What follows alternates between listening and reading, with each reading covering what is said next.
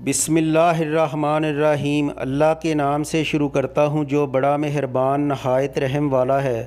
سرکار مدینہ صلی اللہ علیہ وآلہ وسلم کا فرمان علی شان ہے کہ جو کوئی بندہ صدق دل سے لا الہ الا اللہ محمد رسول اللہ صلی اللہ علیہ وآلہ وسلم کہتا ہے تو اس کے منہ سے ایک سبز رنگ کا پرندہ نکلتا ہے جس کے دونوں بازوؤں میں سفید موتی اور یاقوت جڑے ہوئے ہوتے ہیں، اور اس پرندے کے 10,000 سر ہوتے ہیں، ہر سر میں 10,000 منہ، ہر منہ میں 10,000 زبانیں، اور وہ ہر زبان سے 10,000 لغت یعنی بولیوں میں خداوند تعالیٰ کی تسبیح کرتا ہوا اور کلمہ پڑھنے والوں کے لیے استغفار کرتا ہوا آسمان کی طرف بلند ہوتا ہے اور عرش الہی کے نیچے پہنچ کر تسبیح اور استغفار میں مشغول ہو جاتا ہے۔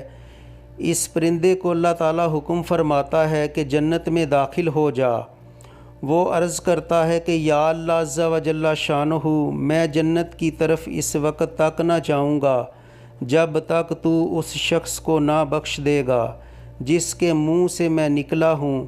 ارشاد ہوتا ہے، اے کلمہ طیبہ سن کے اس نیک بندے کی زبان پر تو پورے طور سے ابھی جاری بھی نہ ہوا تھا کہ میں اس کے تمام گناہ بخش چکا تھا۔